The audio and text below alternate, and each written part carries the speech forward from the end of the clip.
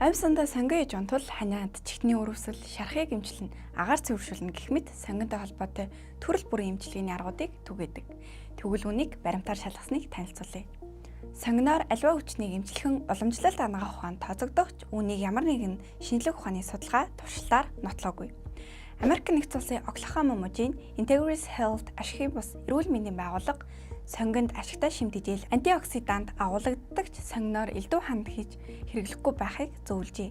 Учир нь сонгон уустаг эслэг тул хоол боловсруулахад нөлөөлөх, цээж хорсгох, харшил хөлгөх зэрэг сөрөг үр дагаваруудтай гэжээ.